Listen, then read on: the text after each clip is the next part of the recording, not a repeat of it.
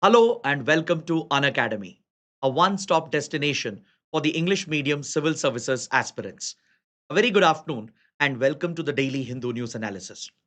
So let's begin the discussion by looking at the topics that we are going to discuss. From the Delhi edition of the Hindu, I have chosen 9 important topics. So let's cover them in a detailed and comprehensive manner so that you don't have to go back and read the newspaper again. But before we start, I have a couple of important announcements. Unacademy is providing a flat 55% off on all the subscription courses. Now you can avail our IAS courses at just 17,999 along with the CSE Assure guarantee. That is, for some reason, if you're not able to clear the exam even after preparing with us, Unacademy would extend your subscription for your next attempt absolutely free of cost. For those interested to enroll, please check out the details by clicking on the link provided in the video description. On the subscription page, you might see a different price, but to avail the 55% discount and the CSE Assure offer, you have to enter the code IAS English. Then also note, tomorrow, Unacademy would be conducting the All India Prelims mock test. So this is an opportunity for prelims aspirants to attempt full-length question papers and prepare for the upcoming prelims examination. You will also get an All India rank and you can test your preparedness before UPSC can test you. So I would kindly urge you to take up the mock test tomorrow and register by using the link provided in the description. These are the times for the test at 9:30 and 2:30. So the questions are of up to UPSC standards and it's the best way to practice a full length question paper. Now, if you want the PDF of the session, you can check out our Telegram channel. Again, the link is provided below, or we have a web page link where you can download all these PDFs. So do check out the video description below. Now let's get started and look at the first topic. Yesterday, we had a very big development as far as South Asian geopolitics are concerned. In our neighboring country, Bangladesh, landmark elections were held the day before, and these election results came out yesterday. So the elections in Bangladesh obviously has a big implication for India. India has been closely watching the tense political developments in Bangladesh over the last 1.5 years. And the election results, it has brought out a clear, decisive mandate for the Bangladesh Nationalist Party or the BNP. The BNP, headed by Tarique Rahman, who has recently returned to Bangladesh from his self imposed exile. Under his leadership, the party has swept the elections in a landslide victory. In Bangladesh parliament, there are roughly 300 seats. Around 212 seats, roughly two-third majority, has been secured by the BNP and its coalition. Whereas the nearest opposition, led by the Jamaat and its coalition partners, they have secured around 77 seats, making it a distant opposition. So, this decisive, clear cut victory for BNP and the emergence of a new leader in Bangladesh is something which can change the dynamics in the region, which could even have serious opportunities and challenges for India's ties with Bangladesh. So, let's dive a little deep into this topic and understand the importance of this development. We need to understand what is the BNP, the brief history of this political party, what has been India's equation with the BNP, and why these elections are so critical, not just for Bangladesh, but for India as well. As you all know, in 2024, the Awami League government under Prime Minister Sheikh Hasina was toppled by student led protests, which led to the emergence of an interim government under Muhammad Yunus. Now, Sheikh Hasina, who has who had remained in power from 2009 onwards till 2024, had been a trusted partner for India. Her party, Awami League, has deep rooted links with India, and she was always seen as a pro India leader, someone who could protect India's core interests. Because, see, Bangladesh is strategically located. It faces the Bay of Bengal and it has a very long border with India. In fact, this is the longest land boundary of India that stretches to almost 4,096 kilometers. So, in the past, when we had hostile regimes in Bangladesh under military rulers and as well as under few governments, including the BNP government in the past, few hostile elements were sheltered in Bangladesh, particularly Northeast insurgent groups. Northeast insurgents like Ulfa and Naga insurgent outfits, Bodo insurgent outfits. They were all given a safe haven by the hostile elements in Bangladesh, and sometimes Pakistan would also play a role to provide the covert backing for Northeast rebels to try and destabilize Northeast India. Plus, the Bangladeshi border has been a hub of criminal and illicit activity, from drug trafficking to cattle smuggling to arms smuggling and human trafficking. These security challenges, they've always destabilized the border areas with serious internal security challenges for the Northeast region and the Siliguri corridor. So that's why Bangladesh becomes very, very crucial. So when Awami League was in power, India's interests were taken care of. Given the role India played in the liberation of Bangladesh and the support India had given to Awami League and its founding father, Sheikh Mujibur Rahman, India enjoyed fantastic relations whenever Awami League was in power. So the toppling of Sheikh Hasina's regime in 2024 was a big shocker and a setback for India. So since then, Sheikh Hasina fled to India. India has offered shelter for Sheikh Hasina, given the age-old friendship that we share with Sheikh Hasina and her family. So the post-Hasina developments is something which has really worried India. Under the interim regime, Muhammad Yunus had failed to protect the religious minorities, particularly the Hindus, who have been repeatedly targeted by radical Islamist mobs. And the rise of radical extremism under the um, patronage of groups like Jamaat, the Jamaat-e-Islami, is something which has really bothered India, as the Jamaat is known to share close links with Pakistan and even extremist and terrorist organizations. So the emergence of these threat factors, along with increasing role of China and United States and Pakistan, is something which was really bothering India for the last 1.5 years. So India was eagerly waiting for the next round of elections to happen. India even resisted the temptation to interfere in the internal matters, and we kept backing the conduct of free and fair elections. India was hopeful that if elections are held and if people of Bangladesh exercise their will, then the legitimate government which is formed, India would find a way to work with them. Because with the BNP, which has now won these elections and come to power, India has established a working relationship from many, many decades. Though we have had our issues and problems with BNP as well. In general, India at least has a working arrangement with Bangladesh Nationalist Party. Now, when you look at the history of this political outfit, it emerged in 1978 after Sheikh Mujibur Rahman was assassinated in 1975.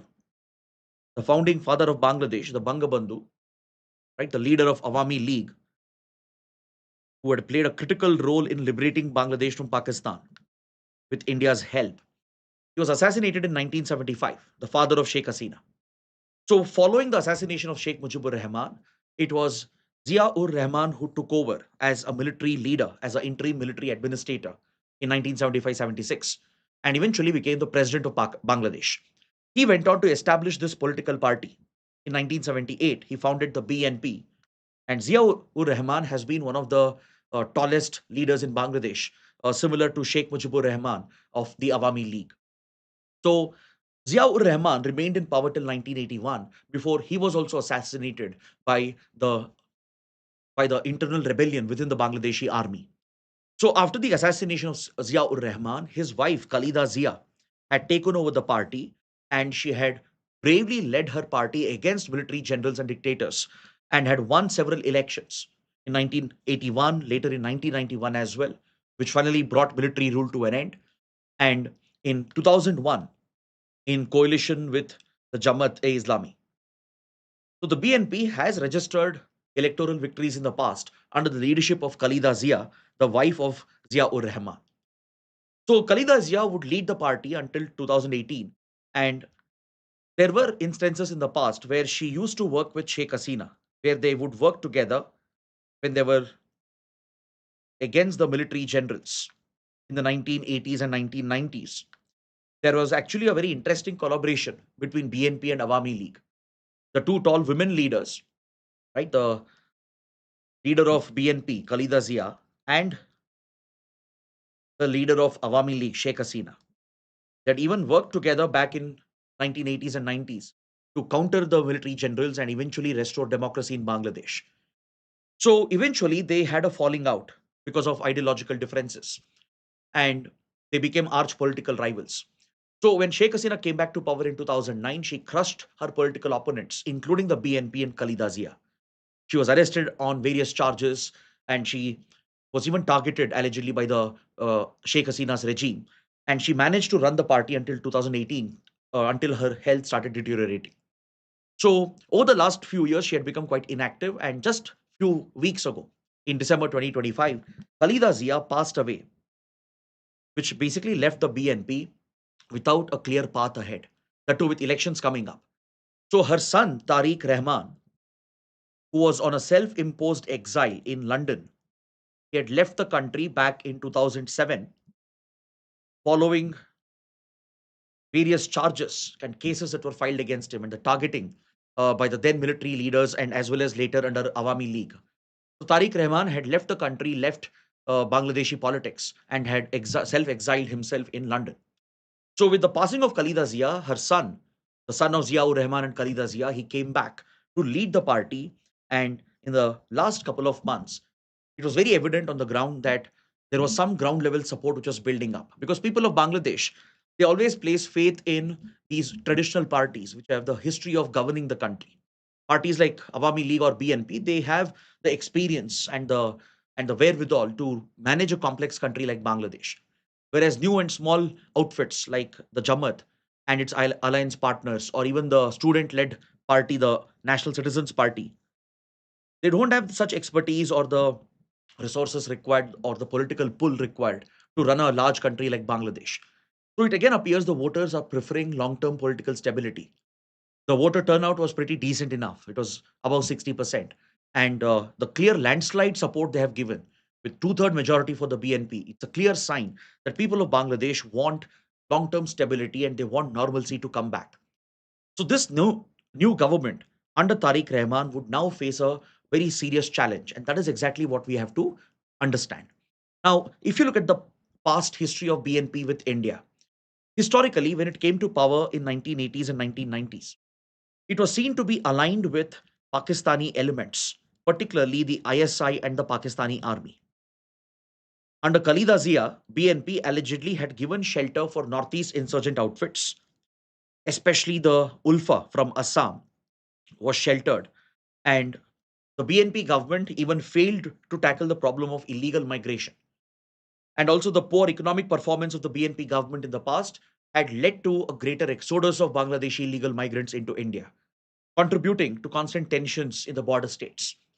So, even today, the problem of illegal migration remains a demographic and socio ethnic issue and a political issue in several Indian states. So, this is a bitter past that we have with BNP. Its proclivity to align with Pakistan, sometimes even to align with conservative radical forces. In fact, in 2001 elections, it aligned with the Jamaat-e-Islami, the radical outfit which had been banned by Sheikh Mujibur Rahman. So the Jamaat is known for its conservative views on women, on enforcing the strict Sharia, and it has essentially enabled the rise of radical fundamentalist activities. So the targeting of minorities is primarily at the hands of the Jamaat-e-Islami. So the BNP does have a past where it has worked with Jamaat, where it has pro-Pakistan inclinations. It has been quite hostile in the past. But again, this need not be a precedent, because there might be a new beginning, and that's exactly what India is hoping for. When Tariq Rahman came back to Bangladesh in December 2025 to attend the funeral of his mother, India reached out. India's Foreign Minister Jaishankar went to Dhaka to offer condolences as India shares old ties with the Ziaur Rahman family. And Jaishankar met with Tariq Rahman, and this is essentially a clear sign of a reset of ties between India and BNP.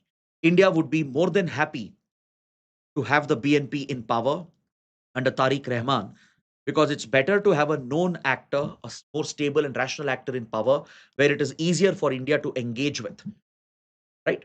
Despite the complex history of BNP's alignment with Pakistan and Jamaat, we still have a great chance to work with BNP. And India has that diplomatic leverage to work with a new leader like Tariq Rahman. Because the other alternative was the worst option for us.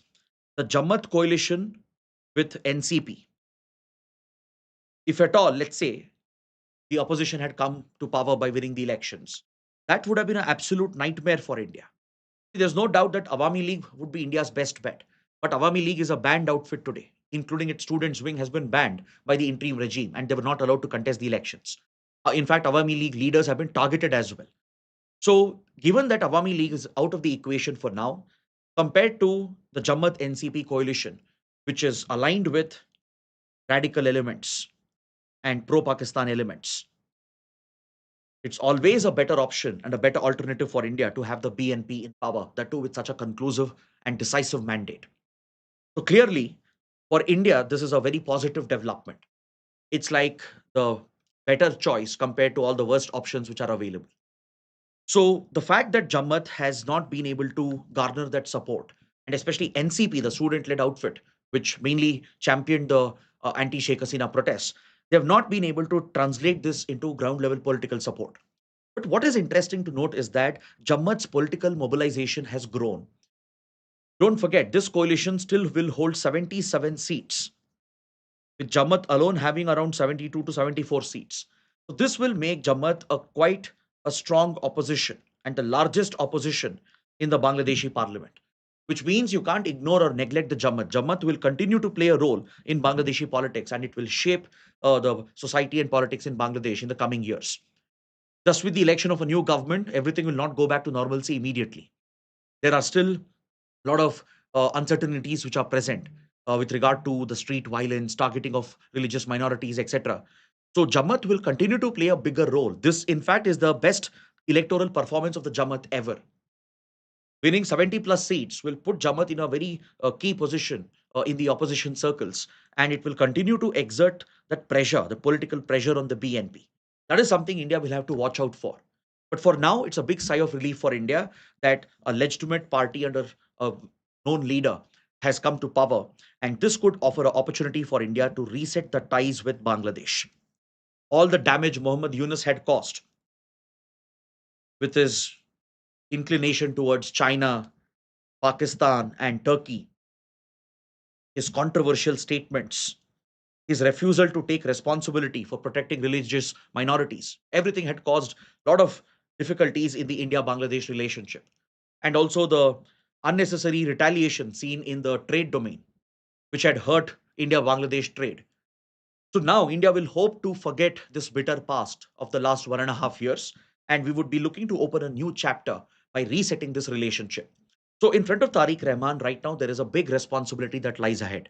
First and foremost, the focus should be on bringing back some stability and political control and ensuring that there are no incidents of violence on the ground. There should be a genuine attempt by Tariq Rahman and the BNP to heal the wounds and bring back Awami League into mainstream politics. You can't ban an entire party and declare it as a banned entity. But this is where India will have to reconsider offering asylum and shelter to Sheikh Hasina. Because the longer India holds on to Sheikh Hasina, the more problematic it can become. Though Sheikh Hasina and her family have been great friends of India, it is time for India to examine the pros and cons of this. Because right now, in the eyes of Dhaka, right, from Bangladesh's perspective, irrespective of who's in power, Sheikh Hasina is seen as a wanted fugitive who has been delivered the death penalty. He has been held guilty of very serious crimes.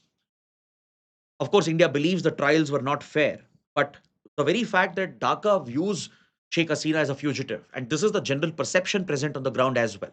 So, for India to shelter a wanted fugitive could become quite problematic, and this again could affect our ties with the new government, with the new BNP government. So, probably India can consider sheltering Sheikh Hasina in probably another country. See, sending back Sheikh Hasina is never the option. India can't abandon such a trusted friend and partner. The Awami League, Sheikh Mujibur Rahman, Hasina and her entire family, they've always stood with India consistently, through thick and thin. You can't abandon such friendships, right? Yes, there is a need for pragmatism in diplomacy, but doesn't mean you compromise on your core ideals and morals. What India can do is we can try to resettle Sheikh Hasina in probably in a Western country where India would not be blamed for sheltering a wanted fugitive. And this is something which needs to be addressed on a priority because the new government is most likely to bring up this issue with India. Apart from that, we have standing issues like the Ganga Water Sharing Treaty, which needs to be renewed. The Ganga Water Sharing Treaty, which was worked out in 1996 between the then Awami League under Prime Minister Sheikh Hasina and India. This treaty, it needs to be reviewed and restored. So, with regard to the sharing of the Ganga waters, we still have standing issues over the Faraka barrage, and it remains a point of contention.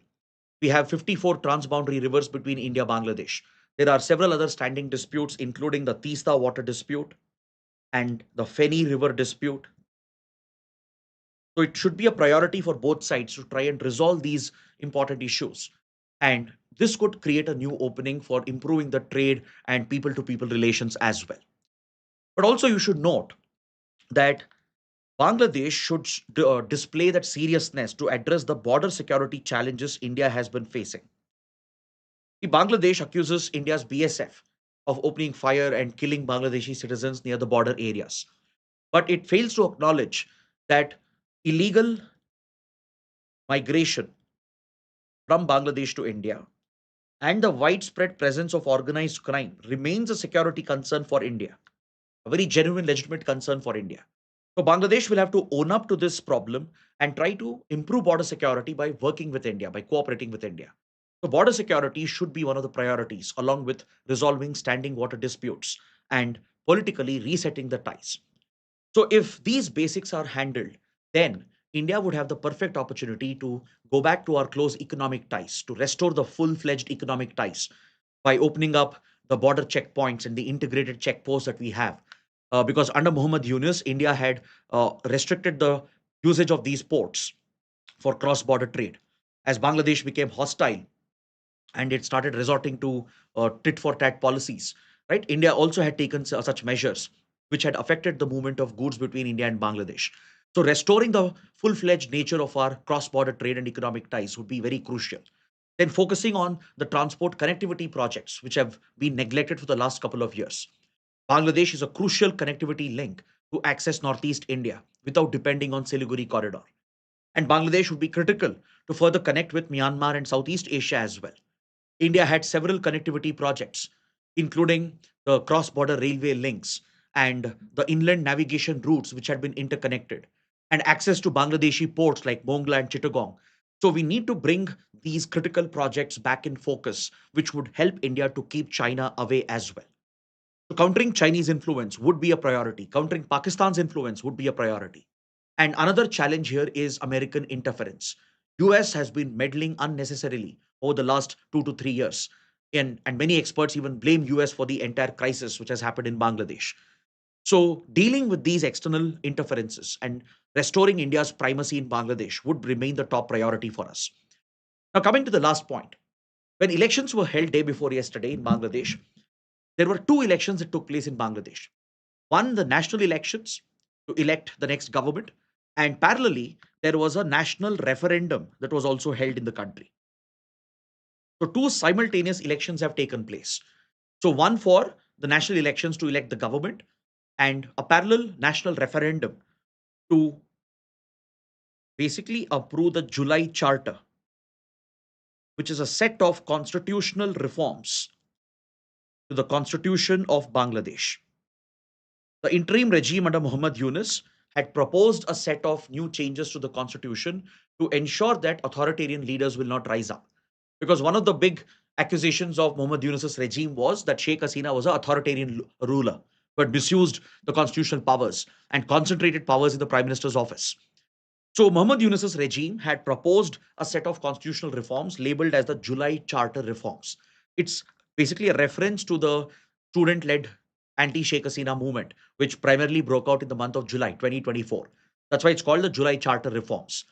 So under these constitutional reforms, several key changes were proposed. For example, restricting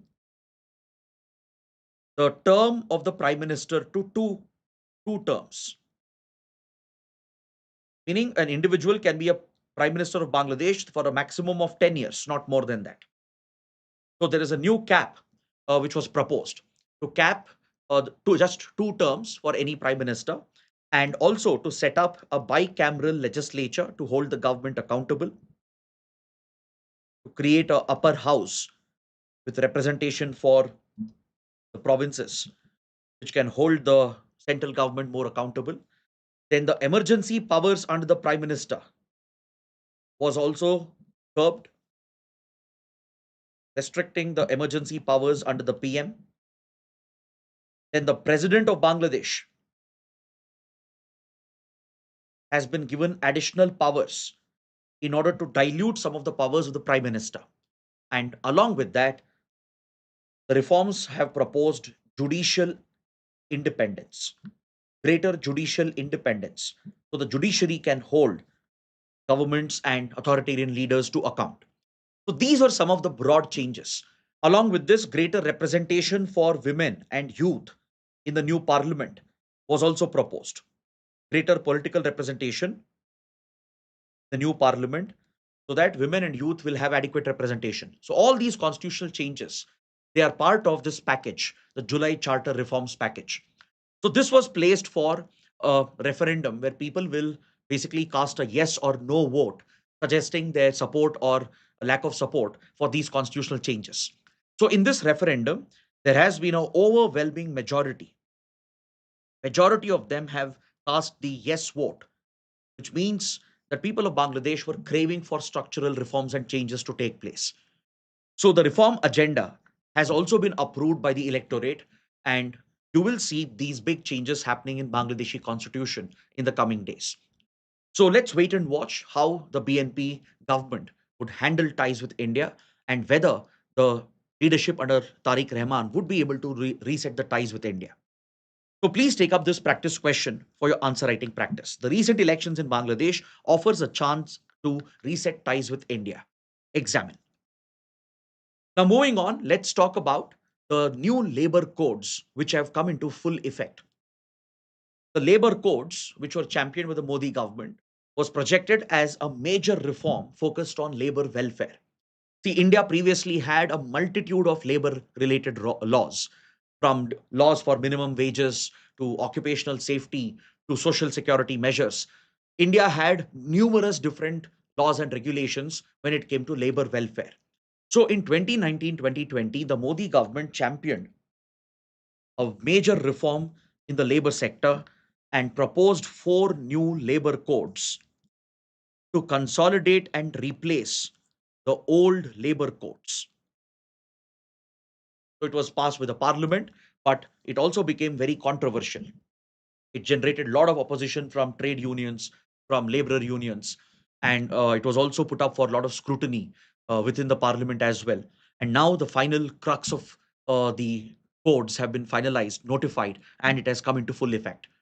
So the new labor codes consists of the code on wages that defines a new wage universal definition, sets a new threshold for minimum wages, and as well as a code on social security with new provisions for PF contribution, pension funds, gratuity.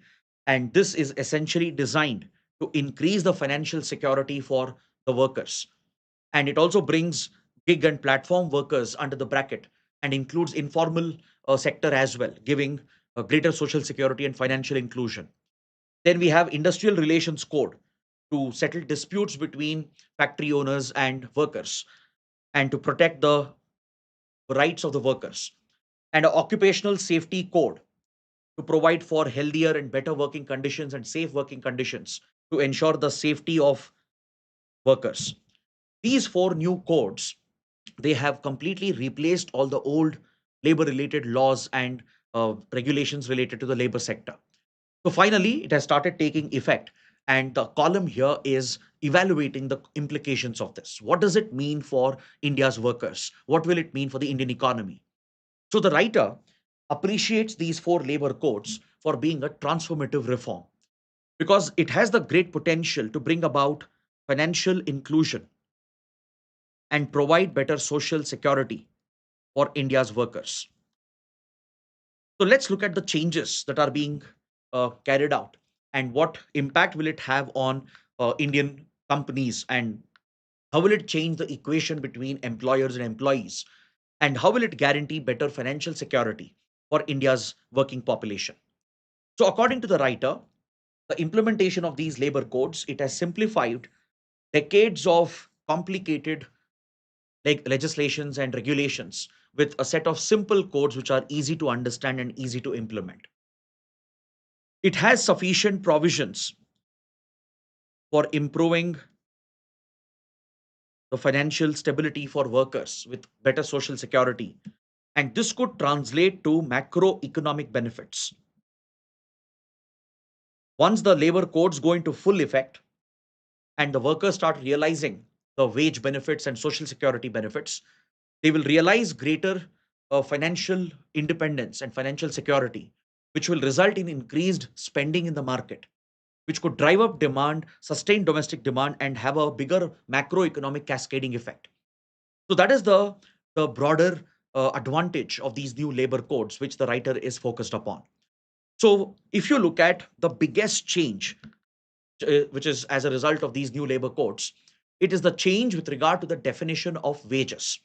Under the Code on Wages 2019, there is a new universal definition being provided for wages that will apply across states and address any disparities which existed previously.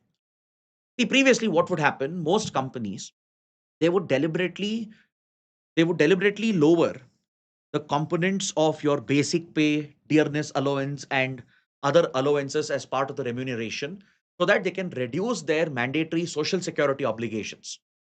Because depending on how wage is defined and how the remuneration or the CTC uh, is composed of, that will is essentially determine the PF contribution, the gratuity contribution, and other social security rollouts which employers are mandatorily supposed to provide to the employees. So what they would do, they would keep these wages lower, just at around 30 to 35%. And if you look at your previous pay slips, those who are working would be easily aware of this. If you look at your CTC and look at how it is broken down, base pay is kept in such a manner that the overall pension contribution, PF contribution, would be minimal on the company. And this is something which was affecting the social security and financial inclusion of workers in India. So now this is all set to change. There is a mandatory requirement under the new codes that social security contributions will now be required to ensure that wages constitute at least 50% of the remuneration, right? So this will mark a significant jump. They can no longer artificially alter the basic pay and the DA in order to reduce their social security contributions. So companies will now be obligated to ensure that they follow the new universal wage definition, and this will automatically result in increased social security contribution by the employers. So as the basic pay will increase and it'll reach at least 50% of your remuneration, it will end up contributing to more contribution to your PF, your gratuity, your pension funds. And this is something which can provide long term financial stability for workers in the country. It'll enhance savings. It'll provide greater financial mobility for workers and ensure better social security for them.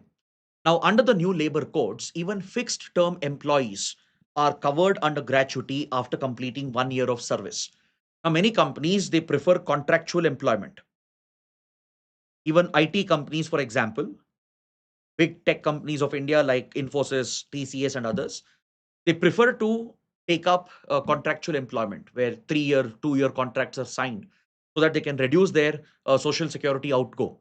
Now, the government is fixing this problem because workers were at often the receiving end when companies were saving big sums of money. So now, even fixed term employees, after 1 year of completing service, would be eligible for gratuity, which will significantly increase the outlay for the employers. These companies now will have to roll out social security and gratuity contribution for those fixed term employees who complete 1 year of service.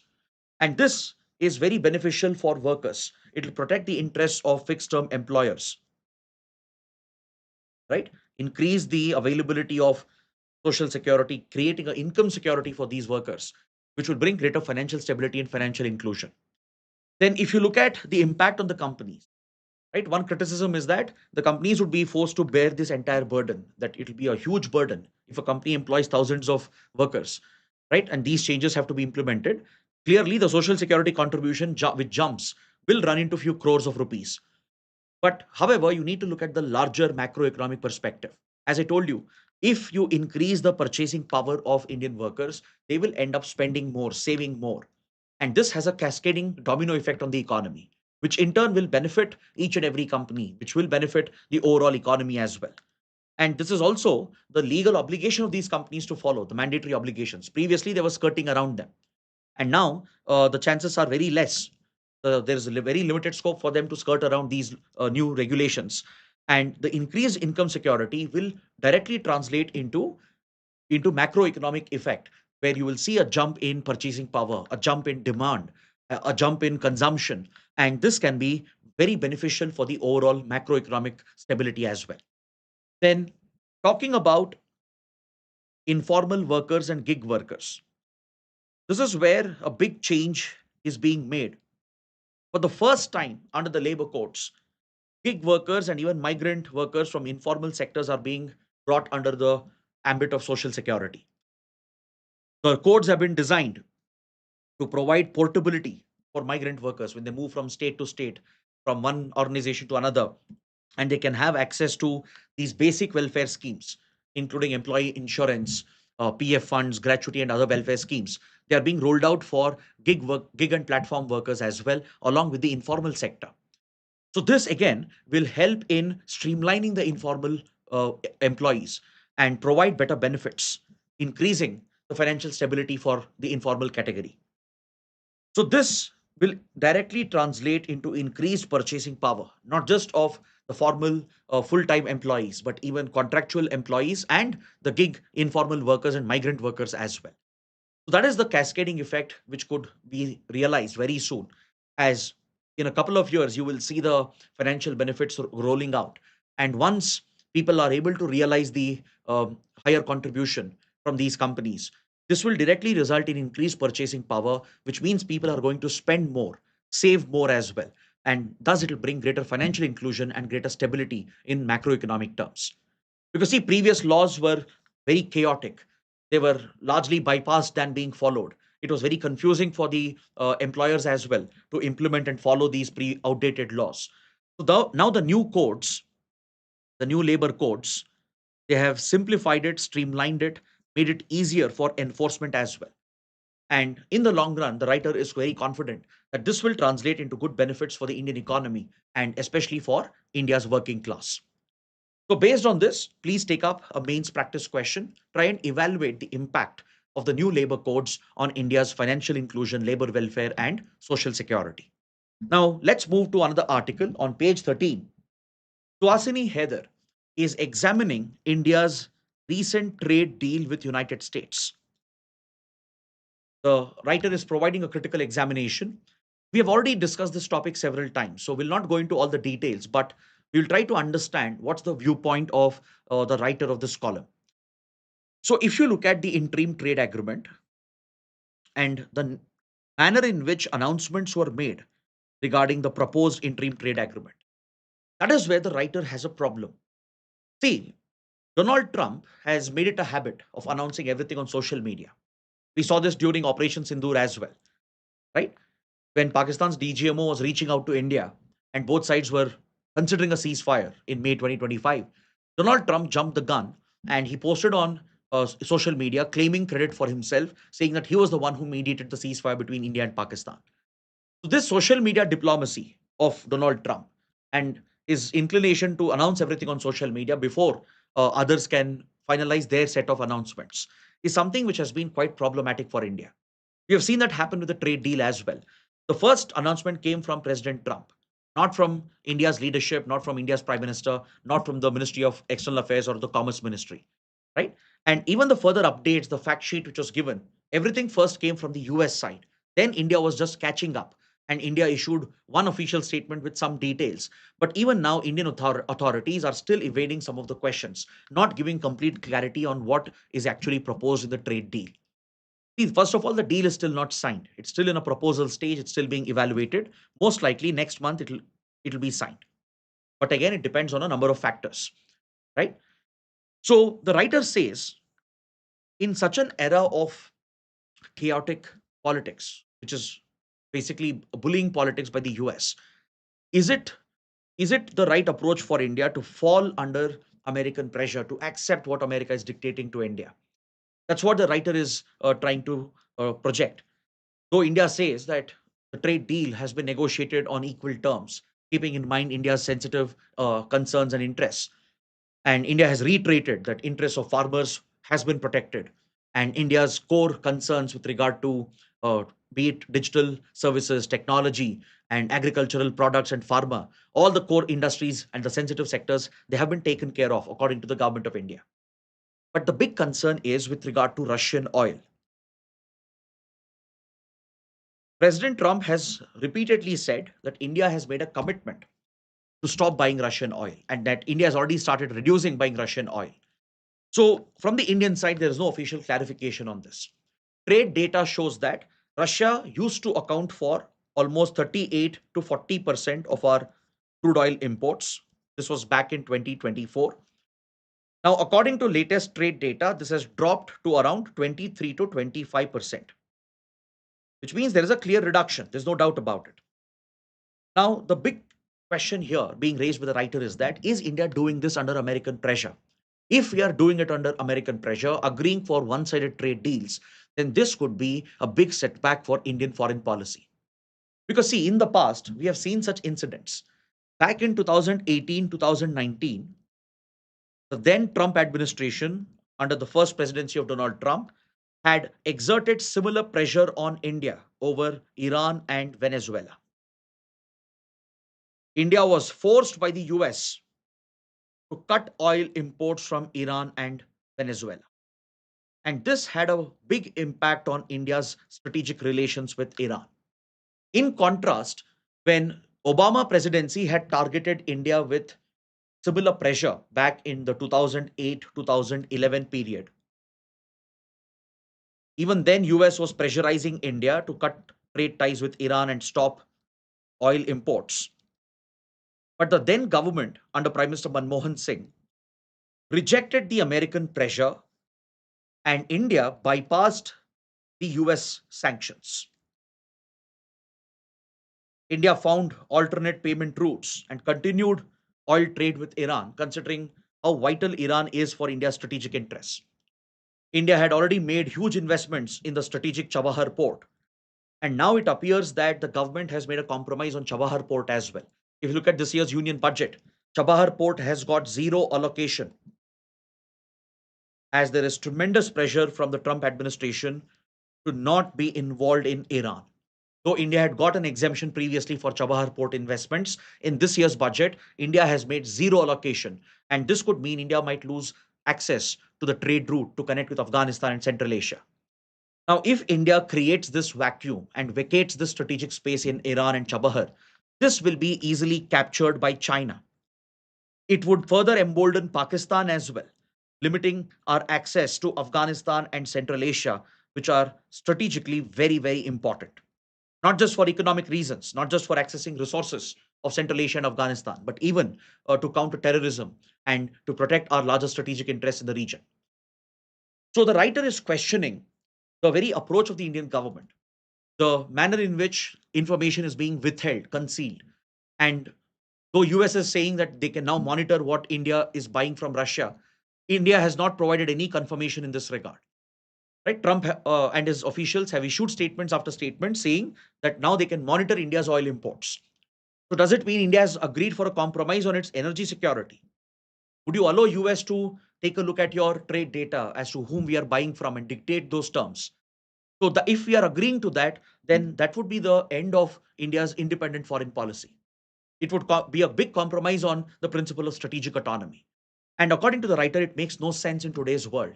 In today's world, as the world becomes more chaotic with such irrational powers, it's better for India to retain its independence in foreign policy.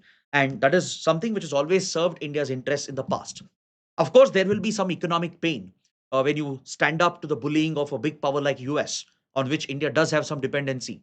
There will be some economic pain to be borne, but the writer says that is a better price to pay than your independence and your sovereignty. Because this creates a very wrong example for others. Then tomorrow, other countries may not take India seriously. Because, see, India first said that we are buying Russian oil, and this is seen as India's age old relationship with Russia. It was a continuation of India's all weather friendship with Russia.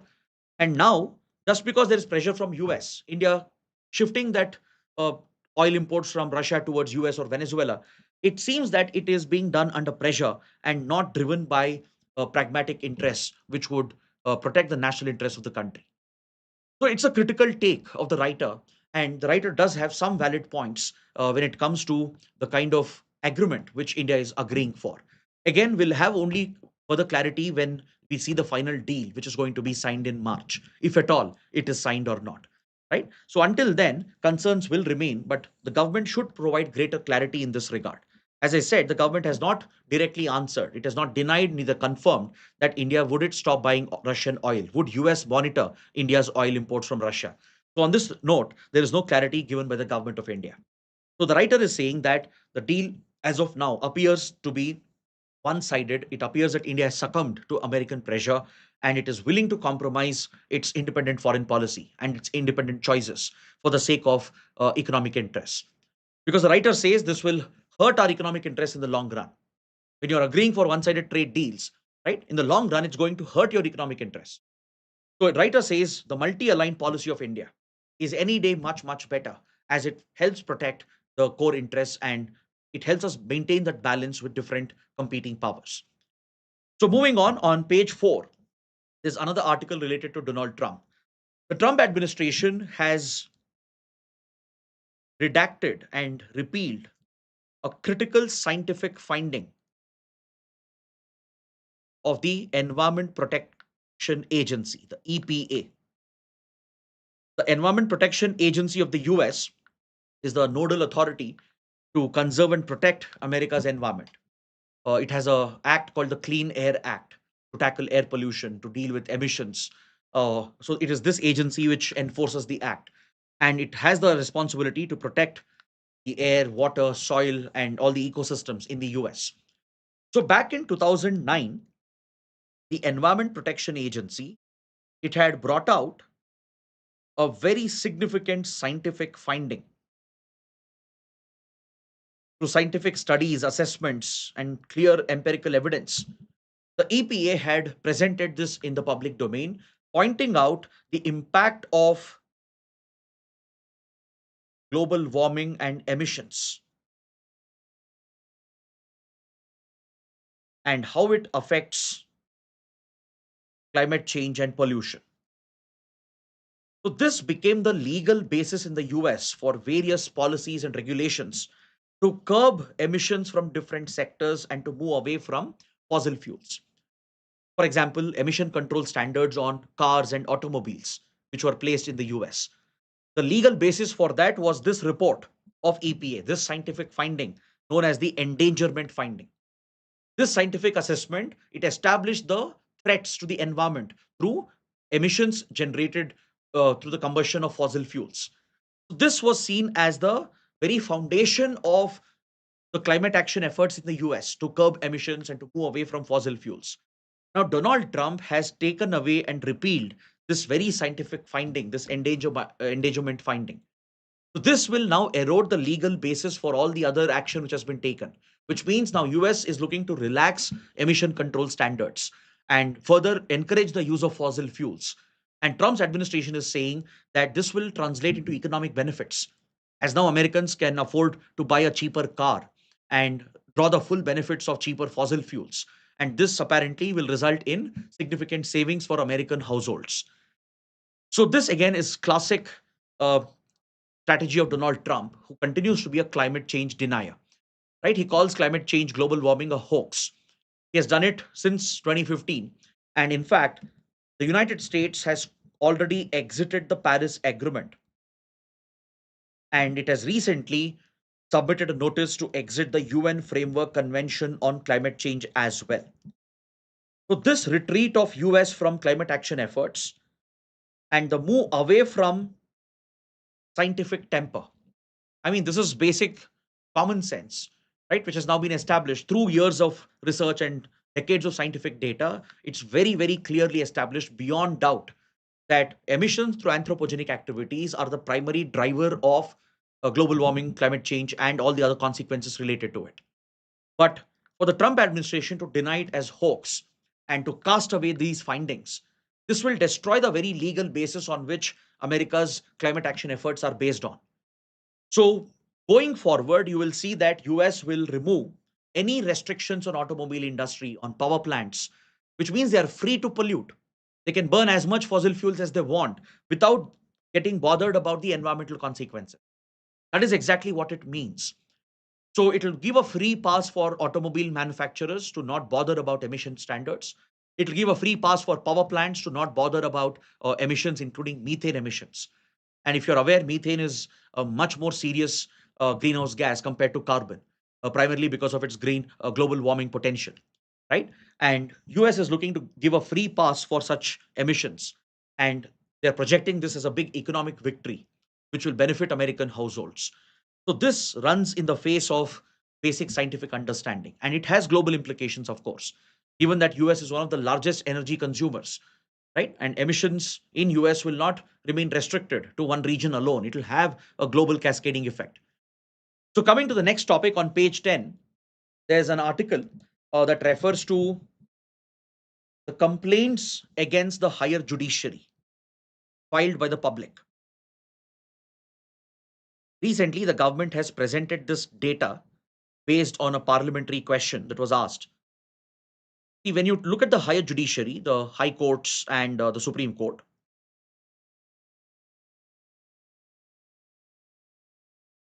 so for the sake of judicial independence, the higher judiciary is outside the purview of any executive control, right?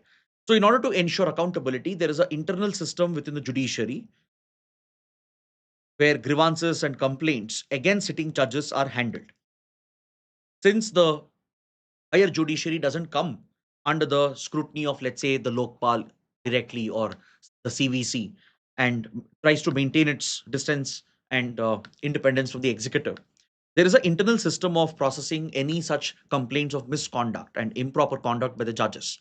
It could be an act of corruption, seeking bribe, or it could be sexual misconduct, or it could be any other improper behavior of a judge, which is not becoming of a judge of a higher court. Such complaints, grievances, they are received by different portals within the judiciary and within the government as well.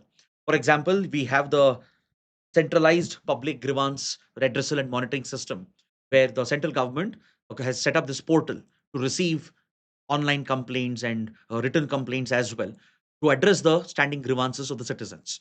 So, according to the data submitted by the concerned minister, around 8,630 complaints have been received against judges in the higher judiciary in a period of 9 years, from 2016 to 2025, roughly in a period of a decade, right? So, around 8,630 complaints have been received, but there is no clarity on the status of these complaints because, see, government can't inquire into them. Even the complaints received on the centralized grievance redressal portal is just forwarded by the government to the concerned High Court or Supreme Court. And within the higher judiciary, you have these in house mechanisms. At the level of High Court and Supreme Court, there is an in house mechanism under the Chief Justice of India or the Chief Justice of the concerned High Court, where they will look at these complaints and take appropriate action. But what action has been taken, whether these complaints have been redressed or not, there is no clarity on this, as the courts maintain complete opaqueness in this regard. So, this again highlights the need for greater transparency and accountability within the judiciary. When judiciary expects the executive, the legislature, and the citizens as well, right, to follow the basic norms of transparency and accountability, the judiciary itself is opaque to all these basic standards of good governance. So 8,000 plus complaints, many of them could be frivolous, right? But even if few are genuine, even if there are few cases of corruption, few cases of sexual misconduct or improper conduct, they need to be genuinely investigated in a very transparent manner. Appropriate action will have to be taken, right? And there's no clarity as to how the judiciary is handling this, because there is an in-house mechanism under the CJI and under the Chief Justice of the High Courts, but the process adopted is not transparent. The progress of the cases is not publicly known, and that remains a big concern with regard to accountability and transparency in the judiciary. Next, the Supreme Court has noted that telecom service providers in the country, they can't claim that the spectrum which is allocated to them, spectrum which is assigned by the regulator to telecom service providers, they can't claim it as their asset. Now, this is a significant ruling. See, what happens is that in The telecom industry, right? Spectrum is the most precious resource. So spectrum is seen as a common resource owned by the people of India. That's exactly what the Supreme Court has pointed out. That the radio spectrum, it is a national resource belonging to the people of India. So the legitimate owners of this spectrum who own this resource are the people of India. So in the name of the people of India, the title, the ownership title is with the government of India. The Indian government exercises the title or the ownership title over the spectrum. And through the regulator, the TRAI, the Telecom Regulatory Authority of India, the spectrum is allocated, auctioned, and provided for telecom service providers to offer telecom services. So that does not mean that these companies can own the spectrum and claim this as their own asset. It's not a private asset of a company. Spectrum will remain an asset of the people, owned by the government, held by the government in the name of the people, and regulated through the concerned regulator. Because what many companies have done when they face bankruptcy and when they eventually go for liquidation under the insolvency and bankruptcy code, several telecom internet based companies, they have listed the spectrum allotted to them as their own asset which can be liquidated. The Supreme Court has clearly said that this is not allowed. Telecom companies can't consider the spectrum assigned to them as their asset. They don't own it. They are simply given the rights to operate and give a service using the spectrum. But the actual resource belongs to the people owned by the government. So this ruling makes it very, very clear that spectrum as a resource belongs to the people of India and remains a common resource, a national resource. Then a major development in West Asia. Tensions between US and Iran continue to rise. In fact, since the protests in Iran, starting from the end of December 2025, there have been heightened tensions between the two. US has even threatened direct military action against Iran. Though the tensions went down by January 2025, the tensions have come back again as the talks have not really progressed over the nuclear weapons program of Iran. Right now, US Iran are trying to negotiate a way out of this crisis. And negotiators are holding talks in neutral countries like Qatar and even in UAE. But these talks have not really yielded results. Recently, negotiators of US Iran met in Oman. Oman is the key mediator right now, along with Qatar and few other West Asian countries. But the talks are not really progressing. So, parallelly, the US has started engaging in coercive diplomacy through gunboat tactics. So, as the talks began and as President Trump had threatened to attack Iran if protesters and civilians were killed, US military assets were redeployed into West Asia and Persian Gulf, starting from late December and early January onwards. So, we have seen a big realignment of American military posturing in the region, where thousands of American troops and key military assets have been mobilized, including massive aircraft carrier battle based groups. Few weeks ago, one of the largest aircraft carriers in the US Navy, the USS Abraham Lincoln, along with its entire fleet of carrier battle group, was mobilized and deployed into Persian Gulf. This is a classic tactic of gunboat diplomacy. Term is used to refer to coercive tactics used by big powers, where they use naval ships and aircraft carriers to dispatch it to regions which are of concern and exert pressure on small countries to threaten them, force them, and coerce them to make concessions. Or else they basically threaten them with war. So, such coercive diplomatic tactics are often referred to as gunboat diplomacy. When you're sending your aircraft carriers and naval armadas and threatening smaller powers and forcing them to concede. So, along with the deployment of USS Abraham Lincoln and the reorientation of all American military assets, now we have seen the entry of second carrier battle group. Another carrier battle group has been deployed, and the world's largest aircraft carrier, the USS Gerald Ford, has also reached the Persian Gulf. So this is the second naval armada that US has deployed. First was the carrier battle group led by USS Abraham Lincoln, which itself is a very formidable naval entity. And now the world's largest aircraft carrier, the Gerard Ford, along with its entire fleet of missile destroyers, submarines, and support vessels. Because a carrier battle group will be led by a aircraft carrier, and it will consist of multiple other naval vessels and assets, including aerial assets with fighter jets, helicopters, and ballistic and cruise missiles, right? So these key assets have now been positioned into West Asia, showing all preparedness for an eventual conflict. So it'll all depend on how the talks will progress. And these tensions are adding to the uncertainty in West Asia. It was reported that in mid January, Trump held back at the last minute from striking Iran because of pressure from other West Asian countries. Reportedly, Saudi Arabia, along with Oman, Qatar, and UAE, they exerted a lot of pressure on the US to not go to war with Iran because that could trigger a bigger crisis in the region, which would destabilize entire West Asia. So, based on the pressure from these West Asian powers, US had held back, and the talks have resumed. But according to reports, the talks are not really progressing, and the tensions are building up with increased US military deployment. So there is still a possibility of a conflict or at least some sort of a military escalation happening. And that is something which can plunge West Asia into a deeper crisis. Now, coming to the prelim section, let's take a look at two small topics and we'll wrap up for the day. On the front page, the Hindu carries this image of a ongoing dress rehearsal for an upcoming naval show, which is the International Fleet Review and a naval exercise called the MILAN exercise. These are two high profile naval related events that India is hosting this year. So, what is the International Flight Review? The International Fleet Review, it's a very ceremonial event that is organized by the Navy, right? Where you invite many foreign navies to participate, where they display their naval assets, their naval ships, and the entire flotilla of ships with their naval assets are displayed in the sea, where the president of India takes guard. So it's a very ceremonial event, and it basically builds friendly ties, camaraderie with foreign navies. And it also displays your maritime strength and builds better naval cooperation with the countries which are invited. So this is a regular event which is held every few years. For example, there was an International Fleet Review back in 2001. There was one in 2016.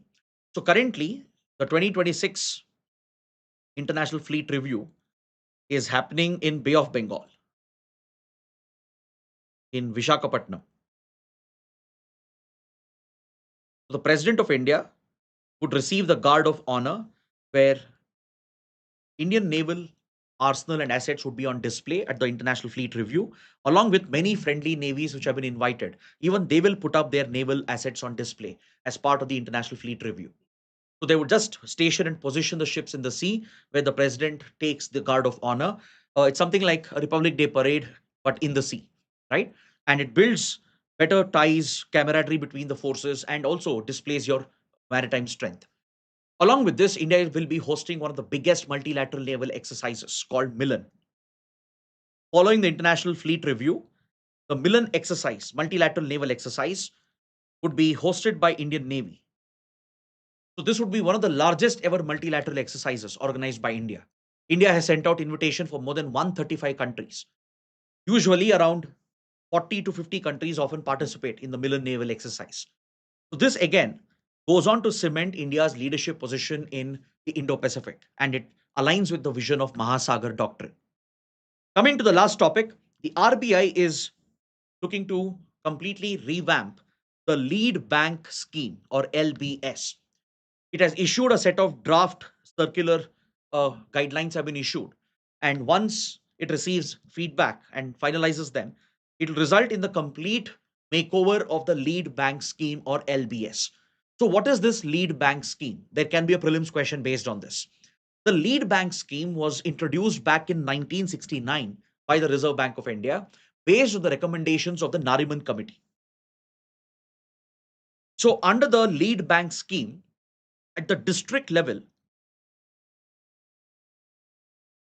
commercial banks which have the biggest presence, they are identified as a lead bank for that district.